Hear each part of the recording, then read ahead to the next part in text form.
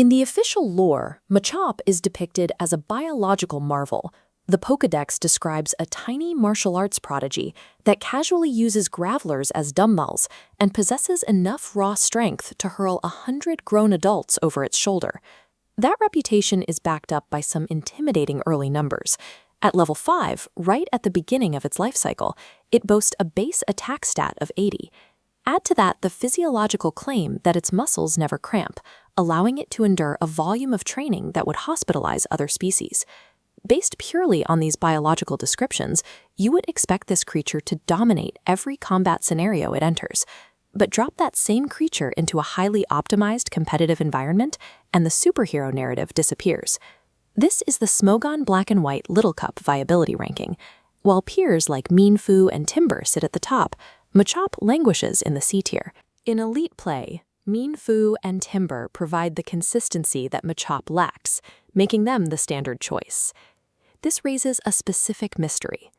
What mechanical flaws strip this supposed master of martial arts of its power once it enters a strictly mathematical arena? The problem begins with the fact that its progression is strictly restricted by the game's underlying code. Look at its evolutionary path. It reaches Machoke at level 28, but reaching its final form requires a physical exchange between players. Because of this, its peak performance is tied to a mechanic existing entirely outside its own biology. Left in the space form, its stats are a liability.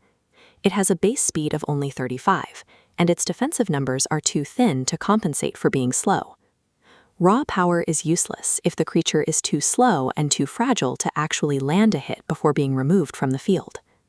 To fix this, competitive players developed a specific workaround to bypass its low speed. They equip it with a choice scarf. This applies a 1.5 multiplier to its speed, allowing it to move before opponents that are naturally faster. This artificial boost forces the slow underdog to strike first, catching theoretically superior threats off guard.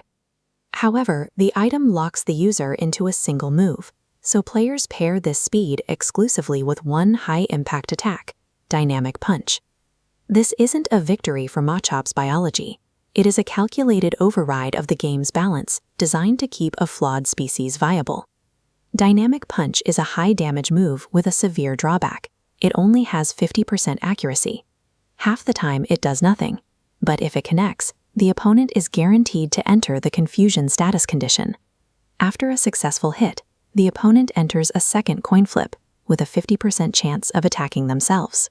This probability tree shows how this chain neutralizes any statistical advantage, forcing high-tier threats to stop playing strategy and start playing roulette. Machop's niche isn't reliable strength. It is the ability to inject unpredictable chaos into a format that is usually defined by precise calculation. The tireless hero from the Pokédex is a fantasy. In the actual game, Machop is a high-risk gambler that relies on items to survive. Its identity on the battlefield comes from manipulating probability, which is a far cry from the myth of its innate physical perfection. This shows how the game operates on two levels simultaneously.